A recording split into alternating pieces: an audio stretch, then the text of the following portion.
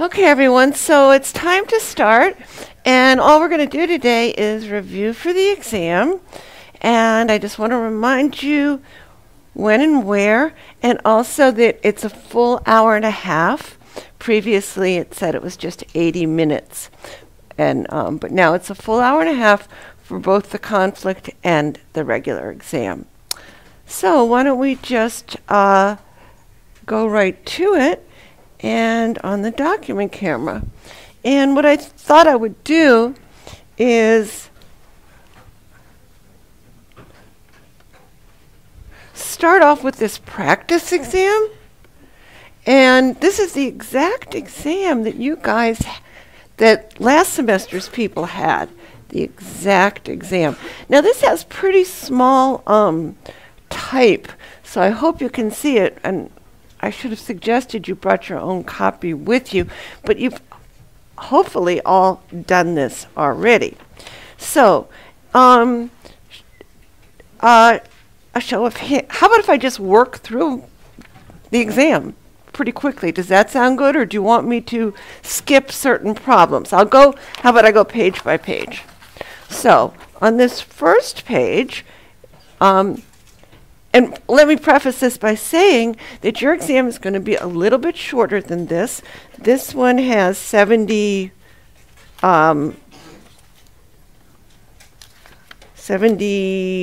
questions. Yours only has 62 questions. It's a little bit shorter because I thought you were going to have 10 minutes less, so I wrote it thinking that. So you're going to have more time. So it's good for you. All right, and it's very, very straightforward. I tried to be as straightforward as possible because I know there is a lot to remember. So let's just look at this, and you will see something like this, so we might as well just go right through it. And what we're looking at here is basically just a histogram, and these are all rectangles, so I think you know how to do this one. And I think the easiest thing is to fill it all in and make sure it adds up to 100%. So you just go 60 times a half, of course, so that's 30, and 10 times 2, so you get 20, etc. 25%, etc. Just multiply these. And now the whole thing, you did it right, or you should check the whole thing should add up to 100%. So now I'm just, to find what percent of the students scored in the 80 to 90 block. Well, that's just the 15% right here. 10 times 1.5. And what's the median? Now, so many people, I'll tell you what so many people do wrong. They answer 50 just because it's in the middle here. Please do not do that. That is not the median. The median is the 50th percentile. Right? So that means we want 50%. Right here is the median. It's the 50th percentile. That means that 50% is that direction, and 50% is that direction. Okay? So it's 70. That's the median. Okay, now if it's inside, it might not be an exact edge of a block. It might be inside one of the blocks, and this tells you what percent is per unit here. But here it divides evenly, but it's the 50th percentile. Now the average is that, remember, the average gets pulled, if it's symmetrical, the average and the median would be the same. But remember, the average gets pulled in the direction of these extreme values. When people score really low like this on an exam, that would bring the average down, and our median would be greater. So in this case, the average is less than the median. Okay? The average gets pulled towards the tail. And the 75th percentile, well, that means 5% is below. 50% is here, so 75% would be that. That would be the 75th percentile. 25th above it, and 75% below it. So our answer would be 80. All right? So let's see. Now, what's this? If 5 points were added to each of the students. Okay, if you add 5 points to everything, just think of the histogram shifting up by 5. So wouldn't the average go up by 5? If you shift all the points up by 5? The average would go up by 5. but the standard deviation would stay the same. The standard deviation would stay the same. On the key, if you were looking at the key, I have the key right here. I'm looking at it. Stay the same. You should cross that out. I meant to put that down here. That's a typo on the key. I put them both on the same thing here. So that's a typo on your key. The answer to 5 is A. By the way, every single question on the Scantron just has one answer. If you circle 2 answers, it's automatically marked wrong. So this is what would stay the same, the standard deviation, right? Do you understand that? Please stop me. If anyone needs more explanation, just shout out if I don't see you. All right? So this would stay the same. Remember, just picture it shifting up, but the shape is the same. Okay. So this one, when can you use the normal approximation? If you knew the average and standard deviation of the exam scores, you could make z-scores. You could convert to z-scores, but could you use the normal approximation? No, because this curve is nowhere close to normal. The central limit theorem says we can use, if we're talking about a whole different type of problem where you're talking about the sampling distribution of the average. If you sampled from something much larger, then we can start using the normal curve. But this is just actual data, and you can't use the normal curve as an approximation unless the data looks approximately normal. Okay. Now, all right, now you will need to know how to do something like this. So here, you're trying to find the standard deviation first by you're given the deviations. And what you need to remember, the deviations always sum to what? 0. So you can figure out the last one. -2 plus -2 plus 2 plus 2, because they always have to sum to 0. Okay? And now this is pretty easy. Once you've got the deviations, they always sum to 0, so you've got to square them. So you just square them all. Square them all. Those give you this, whoops, and add them up. Sorry. So you get 4 4s here, right? Add them up over 4, and then take the square root. So it's 4 plus 4 plus 4 plus 4 divided by 4, and then you take the square root. So that's 2. All right? Now, and look, that makes sense. These deviations are all 2, so the standard deviation should be 2. Now, if all 4 numbers on the list were multiplied, so now this is different than adding. If you multiply, you're going to be spreading them out. You know, if you multiply them by -2, this 100 would go all the way down to -200, so it gets stretched out. 0 would stay at 0, and it would get stretched out. It would be twice as spread. But standard deviation can never be negative, so it's just multiplied by 2. So multiplying stretches it out. By a number larger than 1, but of course by a number smaller than 1, it would shrink it. But, all right, so that's the first page. Now let's look at the next page. All right, so you're going to have a bunch of experimental design questions. I tried to make them pretty short and straightforward. So let's look at them. All right, so does taking the Stat 100 exam earlier in the day improve scores? Do people who choose to sign up earlier in the day, like to take the conflict, do they do better? To find out, we compared the average exam scores of 1,000 students who had chosen to take Stat 100 conflict in the late afternoon, and those who had chosen to take the evening exam, right? So, and the conflict people generally do better. Now, does that mean that it's because they took it earlier? Well, first, maybe, but this is an observational study. That's what you always have to look at for first. Is it observational, or is it a randomized experiment? Now, if it's observational or a non-random experiment, then it can have systematic differences that could affect our results, and those are called, observational could have confounders. So we're going to have to check for them. So we don't know. It might be causal, it might not. We do not know. Okay? So this, so that would be this one. All right? We don't know. We just have association.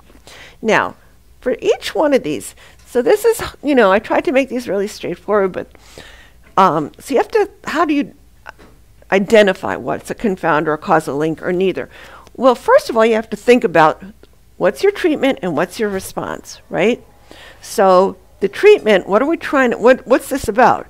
It's about do early exams, that's our treatment, taking the exams early. That's like the treatment. Do you take it early or not?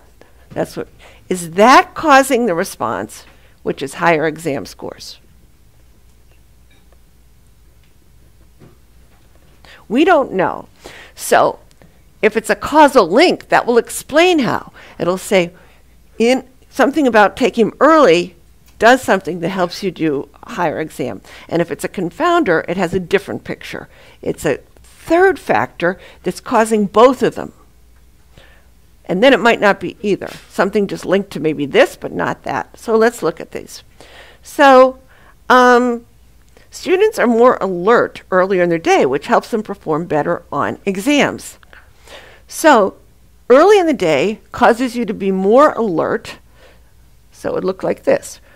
Early exams, right? You're thinking of that, and you're thinking of higher scores, higher exam scores, and you have to put this in this box here.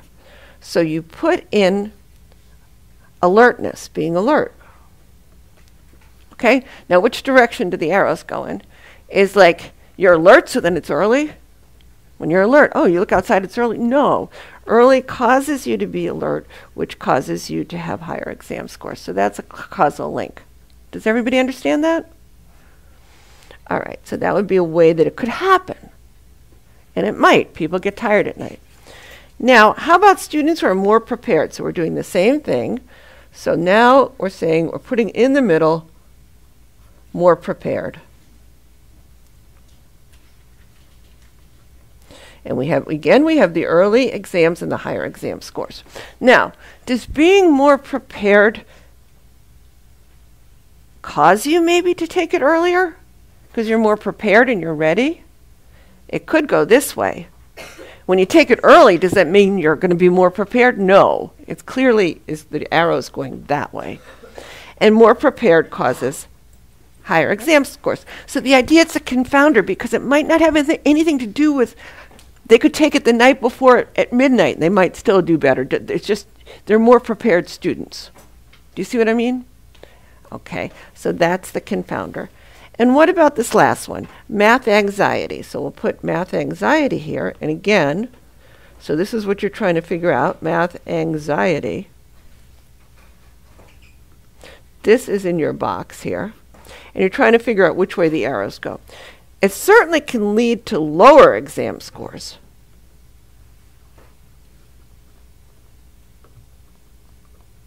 But what does it have to do with this? I don't give you. It could be a reason, but I didn't provide it for you. It could be a reason that then people take it later because they're anxious, in which case it could be the confounder, but I didn't give you that explanation. So just go by the explanations I gave you, okay? Don't add your own explanations. So in this case, it's neither.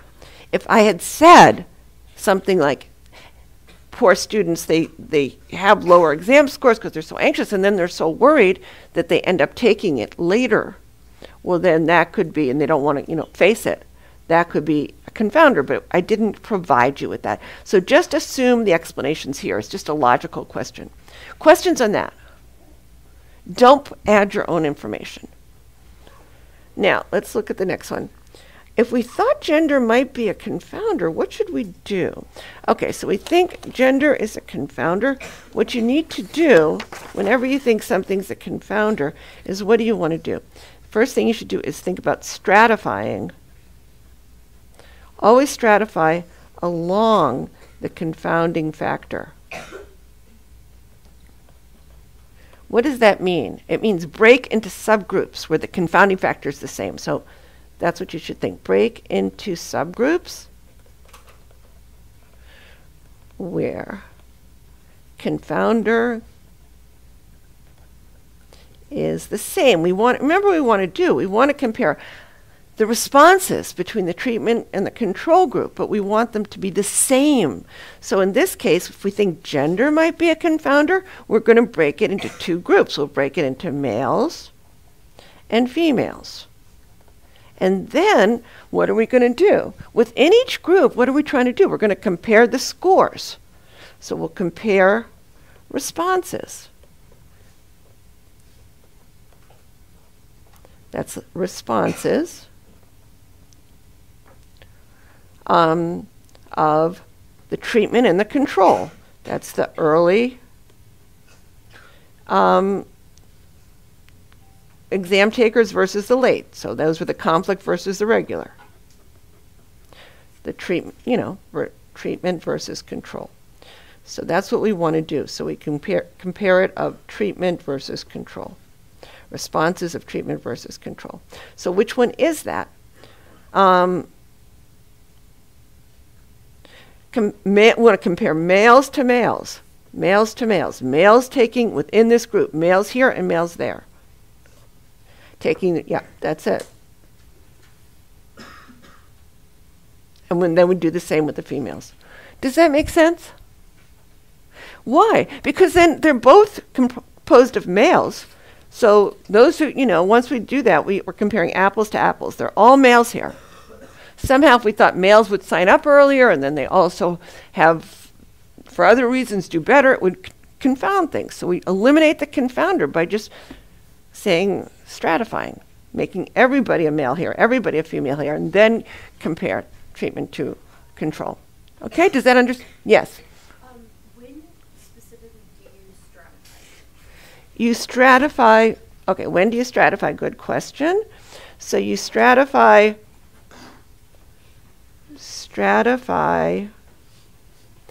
only in observational studies.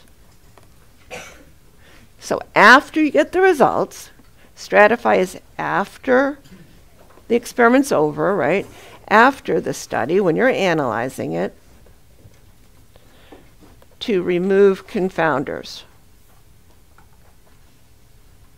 Don't confuse that with blocking, which you do before the study, before you do the randomization. Okay, does that answer your question? All right. Now, does the difficulty of the first question affect performance? Okay, to find out, researchers divided 1,000 high school students into two groups. They were given the same exact math test under the same conditions. The only difference was that Group A exam started with a difficult question and Group B's started with an easy question. And then the exam was machine graded and nobody, the proctors and the students, didn't know which exam they had. All right, based only on this information, this is a great experiment. It's a randomized, you have to see random there, and it's double blind because both,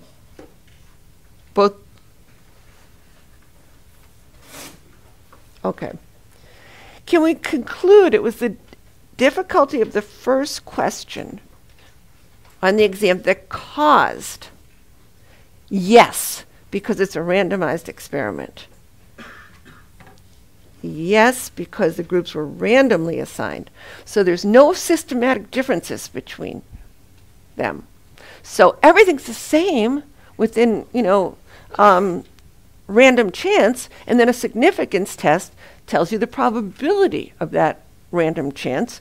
And if it's very, very small, that p-value, we reject that, and then everything else is the same. So we can conclude causality. Okay. Now, now we're not going to have no confounders because it's randomized.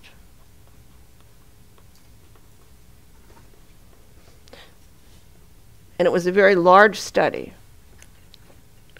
Okay? Now, if it was a small study, those accidental differences could get in the way, right? And then we would block first. So we would, let's say there was a small study and there's a whole lot of boys. If we randomized 10 people in each group, we could end up with like 10 boys and 10 girls, something really extreme. And we don't want to do that. So we just block, and then it's like this. We do block males and females. So for blocking, you block before a randomized experiment, okay?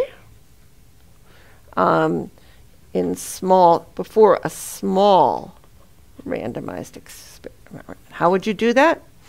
You'd block separately. You'd take the males and the females. You'd take all the males and all the females. Let's say there were 10 of these and 10 of these. And you would randomly assign them to either, you'd choose 5 of them out and put them in the treatment, and then you'd put over here into the control, 5 and 5. And then you'd do the same with the females. Take 5 of those and 5 of those in here, randomly assign them. And that way you end up with even groups. Does everybody understand that? These randomly block before. So we're blocking, this is blocking. Block means you create these 2 blocks. And then you randomly assign half of each block to treatment and half to control. That's what I did here. 5 and 5 and 5 and 5. Oh, sorry, that's messy. Any questions on that? Tell me if it's just too messy to read, and I'm going to try to... Are you good with this level of handwriting? Okay. So you block before, and that's what you do. And that ensures that you won't have these big accidental differences. But in observational studies, all you see are the results. You observe, you can't block, and you see these uneven groups at the end. So all you can do is say, hey, let's say there was really uneven, and all the men were in one group, and well, then we couldn't do it. But if, let's say, it was a disproportionate number of men in one group, so we had proportionately a lot more. So even though it's much more, you'll maybe have a lot more in terms of number in the treatment group than the control. We're going to compare their averages. So you have to have a pretty big sample size to stratify, if you're going to stratify on a lot of things particularly. All right, that's enough on that. Now let's move on. Oops, there was the question on blocking. I forgot it was on the next page. Suppose 30 of the 1,000 students have math learning disabilities. The researcher wanted to make sure those 30 were assigned to group evenly assigned, but they don't want to introduce bias. So the first thing you should say is block on learning disabilities, right? And you're going to do it, wait a minute, this is a randomized study. You have to remember, this is still your randomized study. So you're going to block first before you randomize. So at the start of the study, they should divide the students into 2 groups. Yes, this is exactly it right there. That's blocking.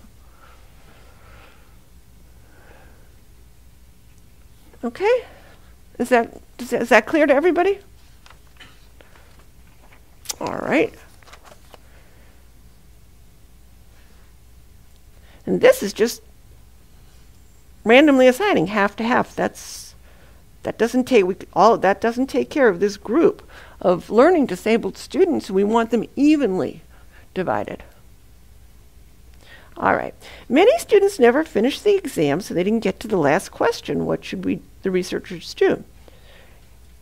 Well, it started off good as a randomized experiment. Don't mess up a randomized experiment.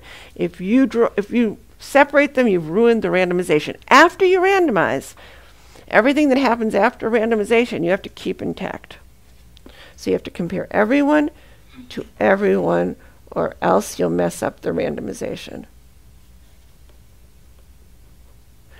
You'll introduce bias by making systematic differences. So keep that in mind. All right, now Let's look at this next question. All right, about what percent of the population have IQs over 135? So what do you have to do here? You have to get a z-score here. Otherwise, you would just say z equals, what are you paying attention to here? Average and SD. So z equals your value, which is right here, 135 minus the average over the standard deviation. And that is 1.75. So then you draw your normal curve and just look at the table between 1.75 and negative 1.75, and that will be the exact curve. You know, you'll have this table. So you'll just look at it and just go to 1.75, and it's 92% in the middle. So this is a pretty easy question. But you have to be careful. What did it say? What's the question? Over. Be careful. Over. So it's this little portion right there. So that's 8% in the 2. So 8 divided by, so 4% in each. It has to add up to 100. Okay, so that's your answer. Now, someone's in the 60th percentile. Yes? So I was wondering, can you take 100 minus 135? It doesn't affect the result. You just get an accuracy score. It doesn't matter, right? Oh, if you got a negative 1, then you'd be down here. And if I asked for the z-score, that would be wrong. This is negative z, and this is positive z. Do you see? The buds are equal if they're both equal to 4%. Yes. I mean, since I didn't ask for the z-score, then you could do that. If you knew, you could get the right answer, but I did ask for the z-score. And if you did that above that, you might get confused and do everything. Okay? Just remember, if you're above average, you have a positive z-score. If you're below average, you have a negative z-score. It's not hard. Right? All right. Now, someone's in the 60th, so we're going to go the other direction. You know the percentile, and now you're trying to get this value here. So what do you know? You know 50th is in the middle, and 60th is above it. Okay? So it's how much above it? It's 10% above it. So you can draw it. There's the 60th. It's 10% above it. But we need the middle area, because the middle area will give us the z-score. So you got to get a middle area there, and 10 plus 10 is 20. So middle area equals 20, so z equals what? Now we're above it, so right away you know it's a positive z-score, because 60 is above 50. So you know it's going to be positive. And what is it? Well, we look on the table again for 20. And 20, middle area of 20. These are middle areas here. Middle area of 20 is 0.25. So that means we have 0.25 right there. It's between 0.25 and negative 0.25. Now you just need your value, because it asks what IQ they have. Well, what you do is it's 0.2, start at the average. Always start at the average. 100's the average. That's going to be in the middle. 50th is 100. So this is higher. So you're going to add 0.25, but not 0.25 points, 0.25 standard deviations. That's what a z-score is. It tells you how many standard deviations. And I see on the key, I made a typo. So let's just correct it right here. This should be on the key, everybody watching. There was a 0.5 here, correct it to 0.25. The answer is right. I marked 0.25. I did everything right. I just somehow wrote that wrong. Okay.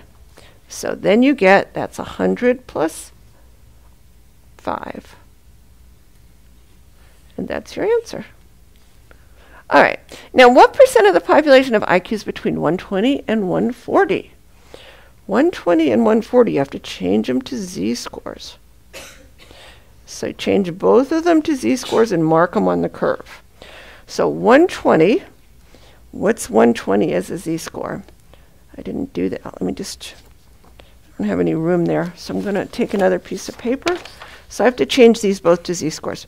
So for 120, it's 120 minus 100 over 20, right? And that's 1. And 140 minus 100 over 20, and that's 2. So those are my z-scores. Does everybody see that? I have to change to a z-score. Always change to a z-score. Okay? So I got that. So it's between, that's 0. So I want to find it between 1 and 2. That's 120 and that's 140, and I want this area. Okay, so how do I find that? Well, I'll get the middle area if I look on the table between, this is 2 and negative 2. I'll get that middle area of 95% if I look on the table. That's one you should know. And between 1 and negative 1 is 68%. So I just want, if I take this whole thing, and subtract out the middle portion, that's 95 minus 68. But I just want that piece, so it's divided by 2. And that is 13.5. Does everybody understand that? Okay, so now let's look at probability. Probability. So, they're pretty straightforward. The ones let me just warn you, the ones you're going to see are also going to involve not only with replacement like this, but without replacement too. So make sure you know how to do those as well. So one die is rolled 3 times. What's the chance of getting no 2s? Take it one by one. So the first on the first roll, what's the chance of not getting a 2? 5 out of 6. On the second roll, 5 out of 6. The third one, 5 out of 6. This is like with replacement because the die is the same all the time. So 5, 6 times 5, 6 times 5, 6. One die is rolled 3 times. What's the chance of getting at least 1 2? At least 1 is that hard one to do. It's 1 minus the probability of no 2s. So which one is that? No 2s would be what? It's what we just did. Here's no 2s. So it's right here. Because you either get none, 0, or you get at least 1. 1, 2, 3, 4, etc. Okay, it's on 3 rolls, but one die is rolled 3 times. What's the chance that not all are 2s? Not all is another hard one. It's 1 minus the probability of all, because you either get all or not all. So all 2s would be 1/6 to the third, so it's got to be this one. Does anybody want me to go slower on this? I think these are just the probability rules. One die is rolled, and I think most people know them. One die is rolled twice. What's the chance of getting a 3 on the first and a 4 on the second? So a 3 on the first, then times, they're independent, so a 4 on the second. So it's 1/6 times 1/6. And then one die, now this is or. One die is rolled twice. What's the chance of getting a 3 on the first roll? That's 1/6. Or, so you add a 4 on the second roll. But then you have to think about both, minus the probability of both. So what's the probability of both? It's 1/6 times 1/6. So that's your answer. And when you simplify it, it's this. Okay.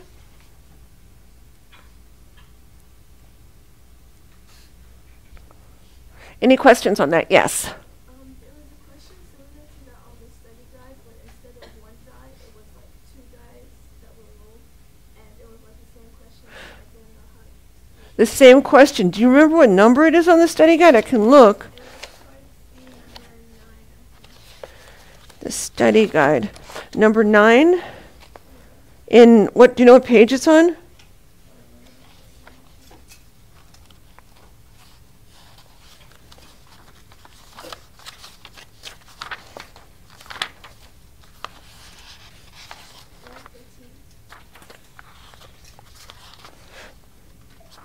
looking for it too. Oh, here. Okay, here it is. So, all right, let's look at this. So it's on page, wait a minute, page 13.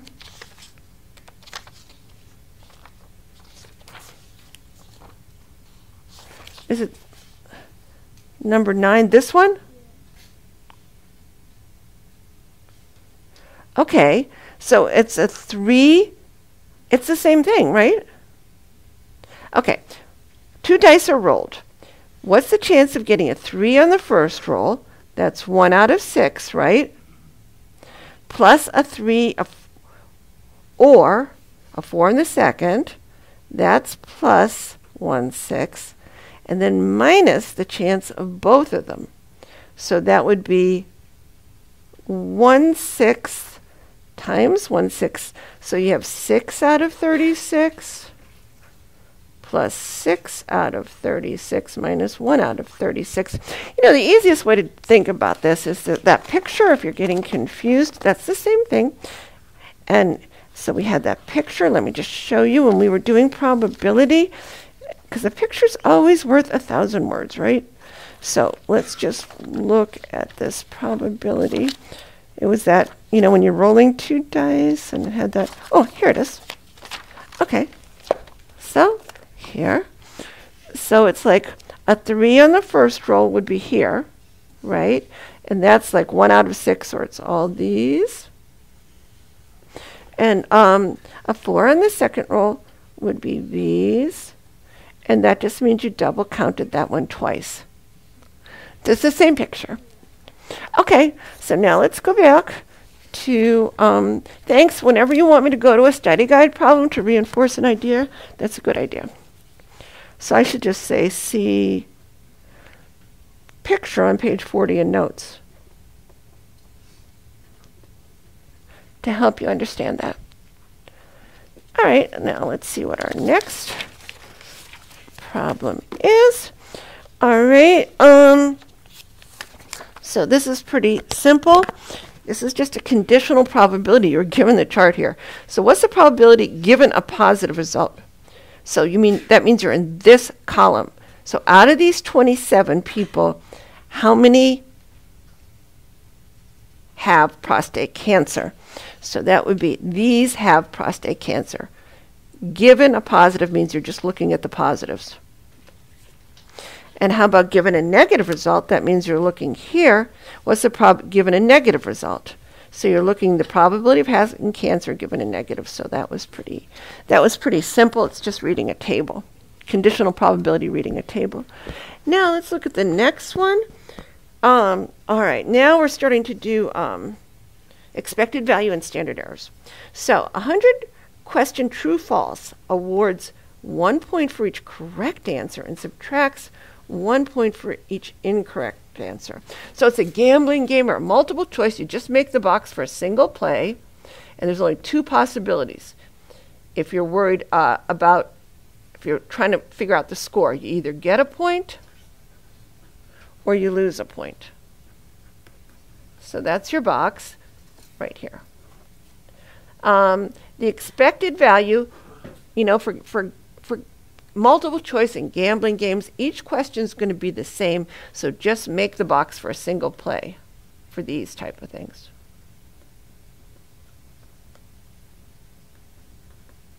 For a single question here, because every question's the same, right? Now, the expected value of the student's score is what? Well, the average of this is 0, and it's n times the average of the box. We're summing it up. That's n times the average, which is 0. I think you would have known that anyways. The standard error now. I don't give you that it's sum, but you can see whenever you're counting things up or you're summing, if it's the student's score for the expected value or standard error for a score or the number of things, that's the sum. So this is the standard error of the sum, which is what? Standard errors are for all of them, remember them this way. Standard error is a standard deviation of the box, standard deviation, either times the square root of n or divided by the square root of n. The only time we do times the square root of n is for sums. Otherwise, you're dividing by the square root of n. So we'd have to get the standard deviation of this box. This is a hard problem, sort of, because you have to get the SD is equal to the absolute value of the difference in the numbers on the box. So that's a difference of 2. 1 minus -1 times the square root of, it's a 50-50 box, it can say 0.5 times 0.5 or 1/2 times 1/2. Doesn't matter. 0.5 times 0.5. That looks really bad. The SD is equal to 1 minus -1 times the square root of 1/2 times 1/2. That's what it is. All right, that's a half, and that's 2. So it's, your standard deviation is 1, and then the square root of n. What is n? This is not such an easy problem. That's there. So there. So your answer is 10. It's a lot of work for that one problem. I think your exam is going to be easier. I think you're going to be relieved. Now suppose you're just interested in how many correct answers the student would get by guessing, not his score, just the correct. Well, now you have a new box. It's a 1-0 box, right? Suppose the student needs 60 answers to pass. What's the probability the student will pass? Whoa, that's a lot for 1 point. But how would you do it? What's the probability of this? So, you'd have to get a z-score, right? So, z is equal to your observed minus your expected over a standard error, right? So your observed is 60 minus what would you expect? Oops, oh, so much easier. It's given to you, read the problem. Duh. So there's your z-score. Z, now it's not such a hard problem. Z is equal to 60 minus 50 over 5. So that's pretty easy. That's 2, and you should know that. Between -2 and 2 is about 95%, right? So that's his probability right there, 2.5%. That's pretty easy. Don't do what I just did on the exam. Read the problem and all the information that's given to you. Any questions on that? Everybody understand that? Okay. Your z is equal to just your observed minus what you'd expect. Don't overthink this. It's just, you know, half are ones, half are zeros. So you'd expect, out of 100 draws, you'd expect 50. And it's right there. Okay, now, all right, let's take a deep breath and look at these. All right, 3 probability histograms and the sums of 2, 4, and 15 draws. The easiest way to do that, remember the central limit theorem? It says the probability of the sum, the next pertain to the 3, they depict the sum. All right, so that's going to get like the normal curve with more draws. So which one of these 3 looks the most normal and which one looks the least normal? This looks the least normal, so that's N2. And this one looks the most normal, so it's 15. And this looks in between. Okay?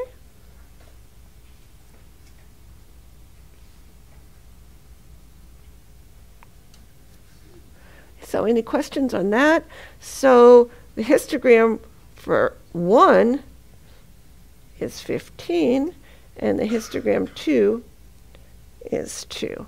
Now there is another typo in the key. It wasn't 4. It's 2. All right, and now the last one. How are you going to tell which is which?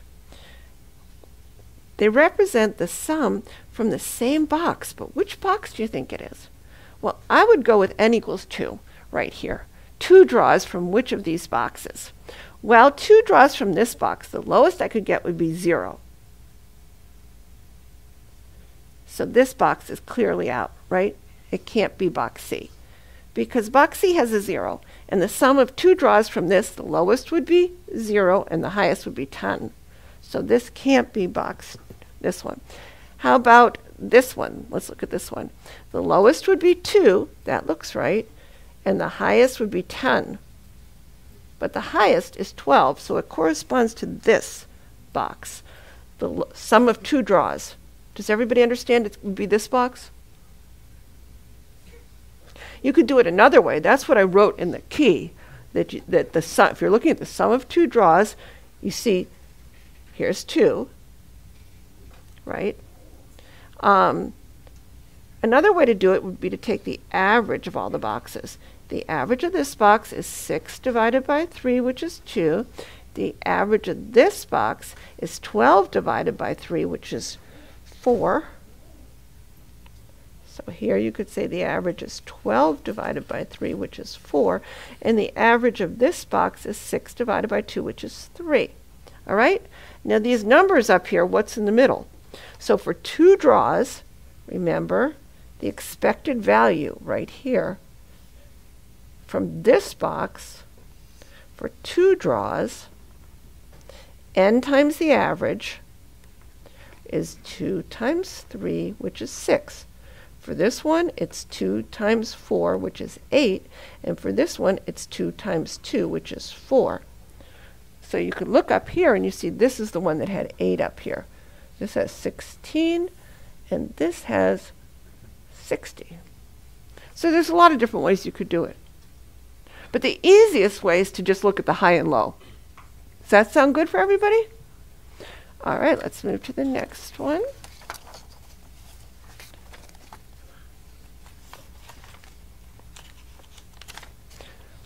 Okay. So these are the population sizes. They're very different. And you take the same size sample from both. So remember, this is little n.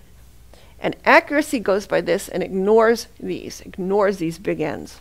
Doesn't matter. These big n's from one city, from city A, and these from city B don't enter in. They don't enter in as long as this is a small part of that. So just go by this. Now, you have the same size sample, so you're going to have the same accuracy. Okay? Ignore those. And think about it, they don't even enter into our formulas unless we use that correction factor, and wouldn't make any difference. All right, now, so we're starting polling. Now with polling, you're taking a sample from a larger population and asking a question, right? That's because we don't know what's in it. So always the population is unknown. It's a nationwide, it's chosen from all millions of adults. So the null box always represents the whole population for surveys.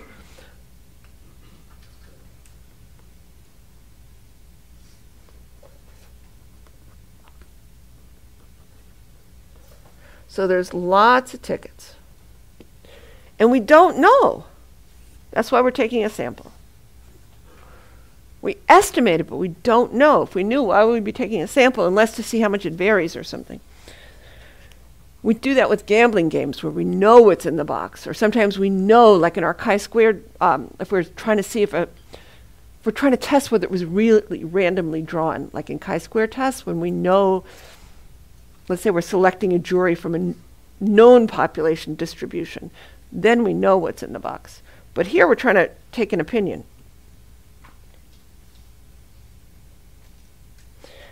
Which of the following, the expected value, it was taken from all U.S. adults, so you can only apply it to all U.S. adults.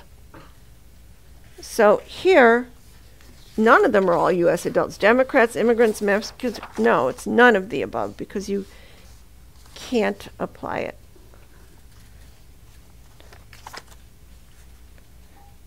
It's the expected value for all U.S. adults. Yes, you can. You can, for all, because that's where you drew the population, the sample from. And what would it be? It's the sample percent plus or minus whatever z-score, the critical value here, which we're just using 2,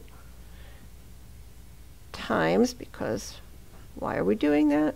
If it was something else, 95% is between 2 and -2. If I asked you 90% confidence interval, you'd have to look up 90% area. Does everybody understand that? Okay. And then times the standard error for percent. So these are eliminated. Which one is that? You'd have to calculate that. And you would calculate this as the square root of 0.41 times 0.59 over the square root of n, which is what? 1,000? 1,600? You have to go back 1,600 times 100. You'd have to do that. You'd have to calculate that. And it turns out, this is such a big sample size, it turns out to be this one. It turns out to be that one. Okay. Any questions? Boy, this was a long exam, yeah. So I was wondering, like, why don't you take absolute value of 1 minus 0, so like just consider 1 to be yes and 0 to be no? You could do that. You could do to take, we're taking, what we're saying is we have 1s and 0s. And we're estimating, we don't know, but we're estimating the 1s from our sample to be 41%. And we're estimating the 0s to be 59%. Now, your question was, we could, it's the same thing, because 1 minus 0 is just 1, so we can cross that out. So whenever we see like a yes or a no, we just consider yes to be 1 and no to be 0. If you're counting the number of yeses, if you were counting the number of no, yes. Whenever you have two categories with the category you're interested in, if you're interested in the yeses, you put 1s here. If you were interested in the percent of no's, you'd put 1, whatever you're interested in. And then you just use the fraction, which is 0.41 times 0.59, and that gives you the SD. Okay? All right. Okay. And now, if the researcher decreased his sample size, okay, smaller sample size, then what's going to happen? You're going to have more error with a smaller sample size, more error. And so your width will increase, but not by a factor of 4, but by a factor of 2. Think about it. The more people, if you have a small sample, then you're going to have a big margin of error. But error scales as the square root of n, not as n. Suppose our sample size was very small. Can we use a z or t curves to compute the confidence interval? It's not normal. This is a 0, 1 box, so it's not normal, so we can't use either. Neither. You can never use a t with a 0, 1 box. And with very small samples, we'd use the binomial distribution for the z, but you don't need to know that. And we use a different thing we'd have to use something else for the t. If you have a very small sample, you really can't use a normal approximation unless you're sampling from a normal population. Yes? Could you explain 42 again? I was so confused. Explain when to use the t or the z? 42. 42. Yes, I can explain 42.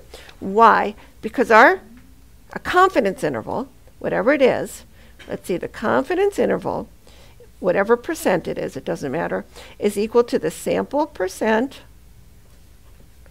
plus some z star times some standard error for percent. This matches up with this. Now, what is this standard error? This standard error is SD over the square root of n times 100. Now, if Look where it is. It's in the denominator. So if n gets bigger, standard error gets smaller. And if n gets smaller, like in this case, standard error gets bigger by a factor of square root of n. So if sample size goes down by times 4, right?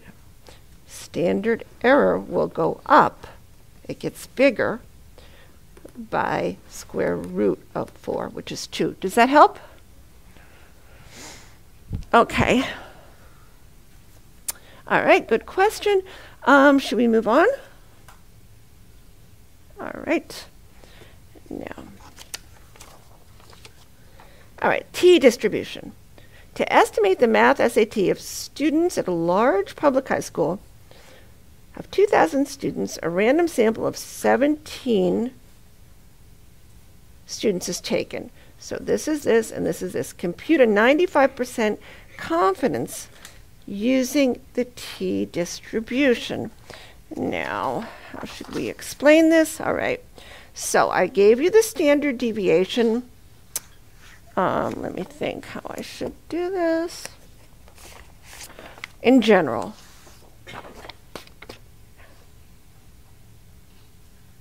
Let me just, okay. So this is how it's going to look. You know, because people have asked me a lot of questions about the T. You know the standard deviation of the sample, always. It's going to be given. That will be given. Okay? There. Now, if you're trying to compute a standard error for either an average or a standard error plus for the average. If you're going to be using the T, you're going to use this one. You know this one. It's just SD over the square root of n. This one is very easy. It's just SD. The easiest way to do it is just do SD over the square root of n minus 1. Okay? So, in this case, let's do that. So that would be, so we want SE plus average is equal to SD over the square root of n minus 1. Right? So what's that one going to be? So that's going to be, n is 17, so that will be this one. Right there, because SD is 100. Okay? Now, the other thing I wanted to show you was, I should just tell you when, because I might ask you when you would use this or people are confused. So use this, use T when, one, you don't know SD, that's sigma, of the entire population, of the whole of the population. You just know the sample SD. That's the first condition, okay? That has to be, and we don't in this case. Then, when your sample size is small, and we'll say less than or equal to 25, just for this, we're going to draw a cutoff for this course, and your population is normal. So I should have, so that's, I'm telling you to use it. I'm telling you, but that's when, if I didn't ask you, if I didn't tell you, that's when you'd have to use it. And that's basically that's the difference you need to know. N or n minus 1. And then you use the T curves with n minus 1 degrees of freedom. And that's what you need to understand how to do those. They're going to give you different T stars, different critical values. And those critical values, you know, the T stars. Okay, they're going to be bigger because you're going to have wider confidence intervals. Okay, so let's just do this problem. So now we got that, and now it says a 95% confidence interval is going to be, now we just have to find T star. So that's T star, and you need to look, you have to look on curve with 17 minus 1 equals 16 degrees of freedom, right? And so we'll do that. And we want a 95% confidence interval. So, first of all, you're only looking here at 16 degrees of freedom. And this is just giving you these p's, just the right-hand p's. So for a confidence interval, 95% in the middle, this would be your 95% confidence interval. It would have 2.5 here and 2.5 here. This would be your 90% confidence interval. 98%. It's just because of the way the table is. So there's your answer. Okay, so that's what you'd use. And let's put that in.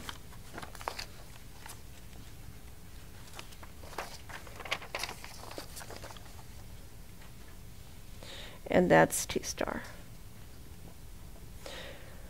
Now a 95% confidence interval, that's going to give you a smaller Z star. Remember? It doesn't have such fat tails. It's higher in the middle. So you'll get, so this, using the normal will be narrower because Z star for 95% confidence interval is equal to 2. Is less than 212. Is less than T star. Sorry, is less than T star. Do I have to explain that more? Do I have to explain that more? Okay. You have fatter tails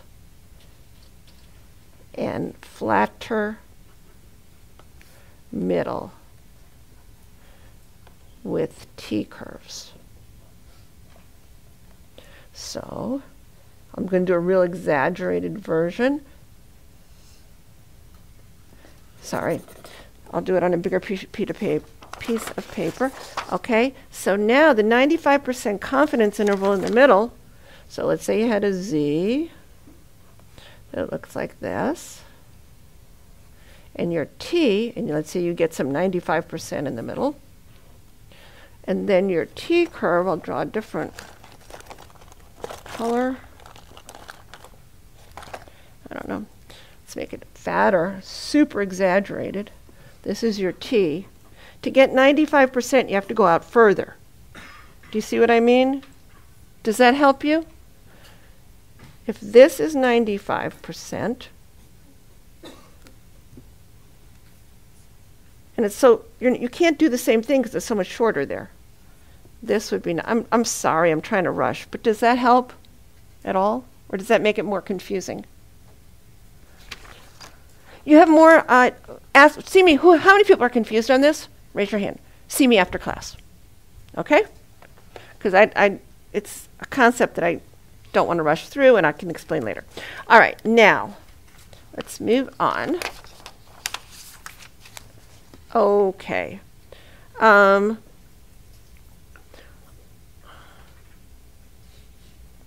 Okay, so now we're going to do a two-sample Z test. Now you have two samples. You have males and females. And the null, and you want to see in your sample, you got this difference of 8%. But you want to see if it reflects a real difference in your whole population. So the null hypothesis, you know in your sample they're different. The null is always about the whole population. Your null boxes are about the whole population.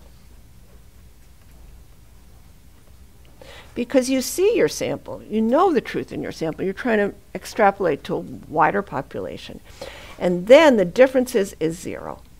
In your sample, you see a difference of 8%. In your population, your null is that they're the same. We just happen to see this difference by chance. How do you get the standard error? You have two sources of variation. So the standard error for the difference, it's like the Pythagorean theorem. It's the square root of the standard error from this population, from the females, squared, plus the standard error from the males, squared. So if you have like females and males, right? This would be like the difference, the standard error. This would be the standard error for the difference. So it's going to be bigger than this one, but smaller than the sum of the two of them. So it's very easy to look at that. They're each it has to be bigger than 5%.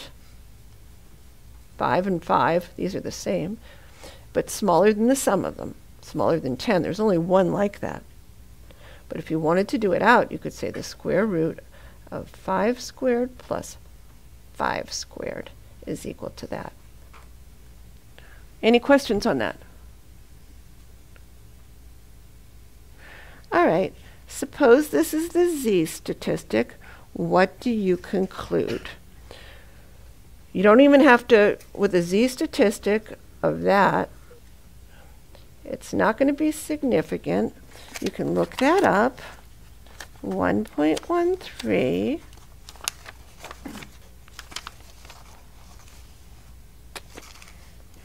And it's about 74%.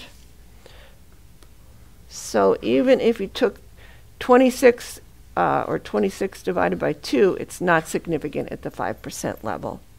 So you cannot reject the null because those tails are too big.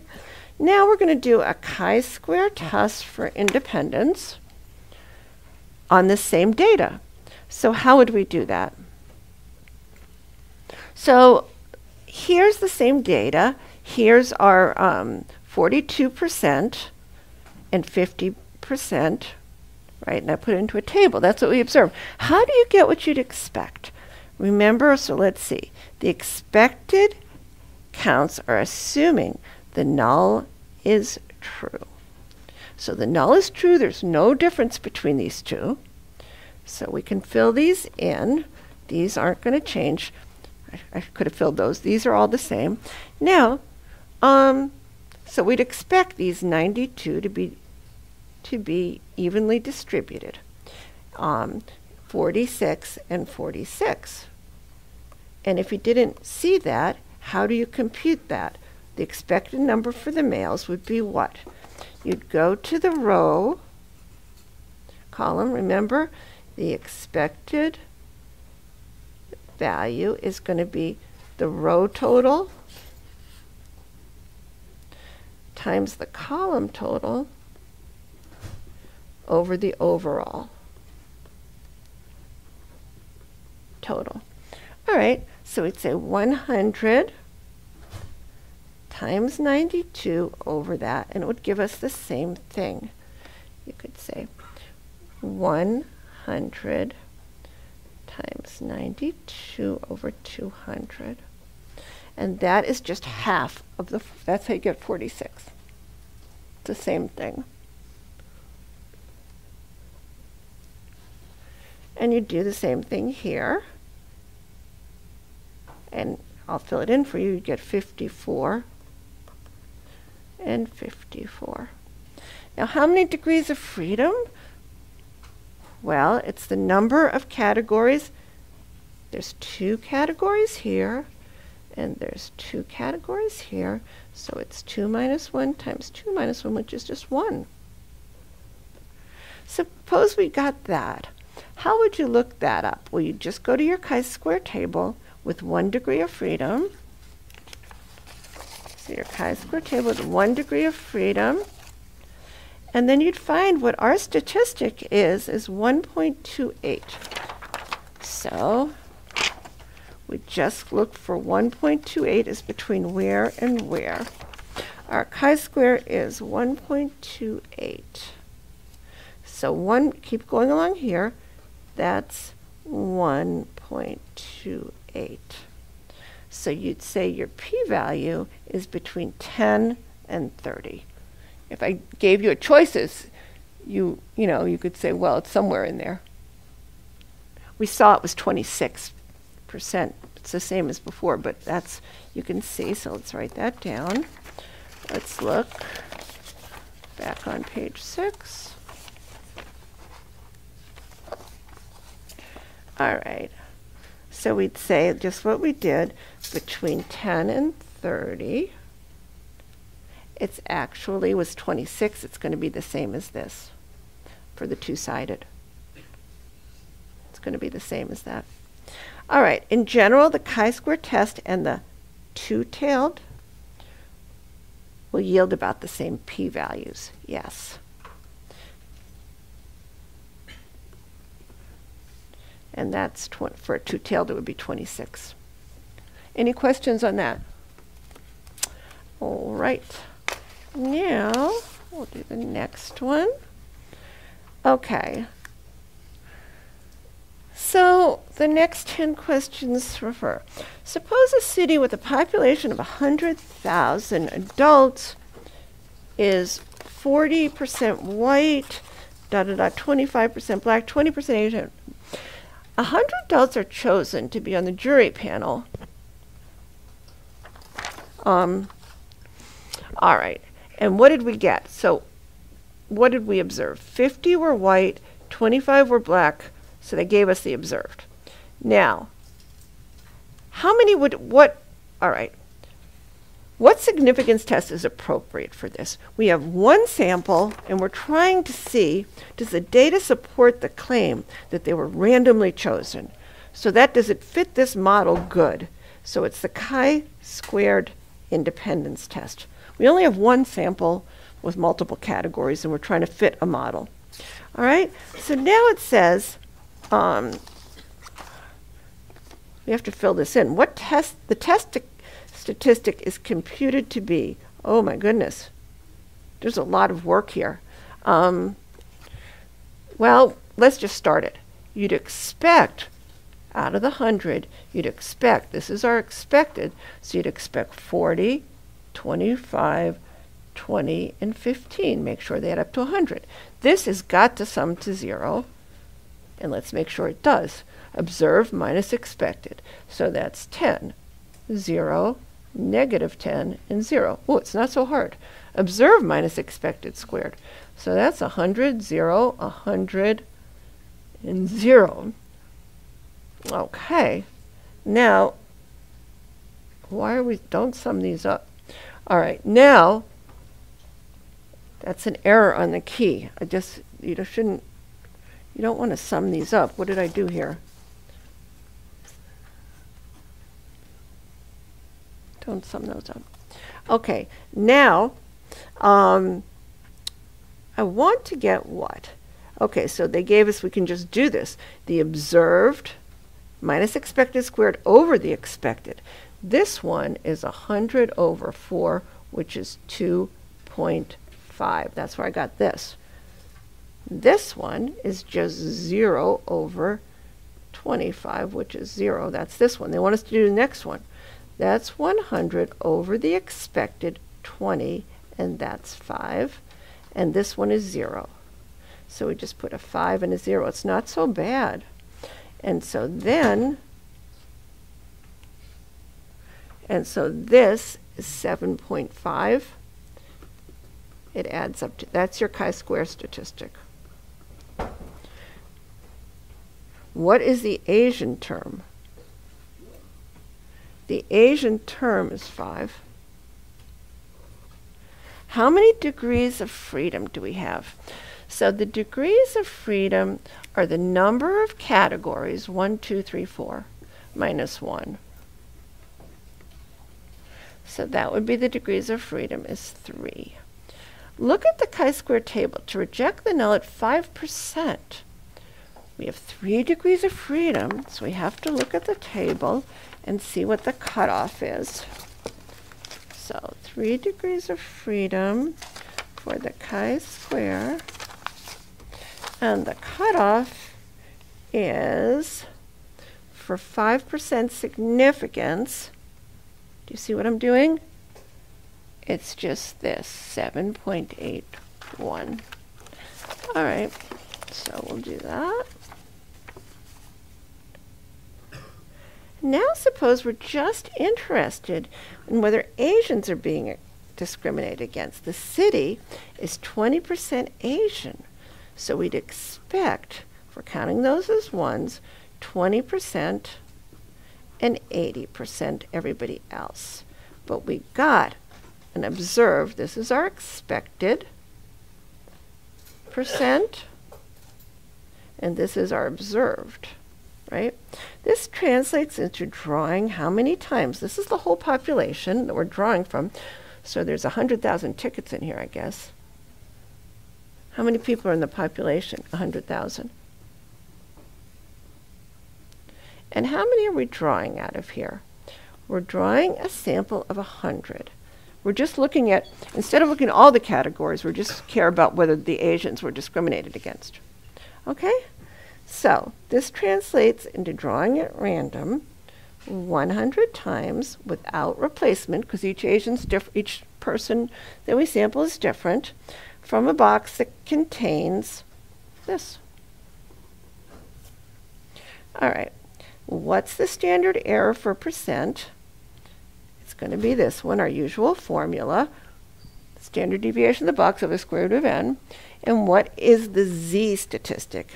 That's our difference between observed percent minus expected over the standard error. And our difference is we got 10 when we expected 20.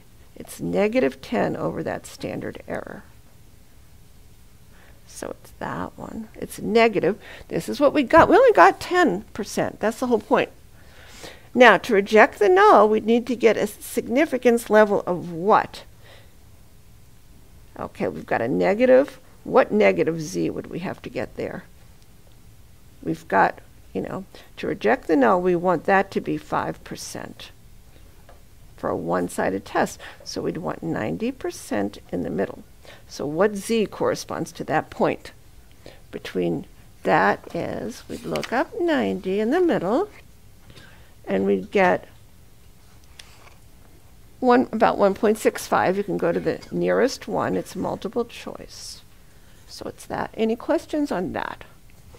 All right, now we're almost done. Let's just see if we can just do this last page quickly.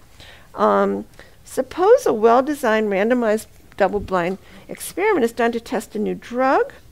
A significance that it works no better. A significance computed to be 5%. What does that 5% mean? It means that when the null is true and nothing's going on, there's a 5% chance we'd see this big a difference by chance. It doesn't mean the null is true or false. We assume the null is true. And we don't, just that. Okay, an experiment is repeated 2,000 times. When there's no ESP at the 5% significance level, you'd expect 5% of the 2,000, which is 100, to show significant results. That's why you can't look through thousands of results and pick out. People do this all the time. That's cherry picking, because you'll find them. If you do run a lot of tests, you'll always find significant results. The convention is to reject the null when p is less than 5%. Is there any? Absolutely not. No. Remember, it's a curve. It's just a convention.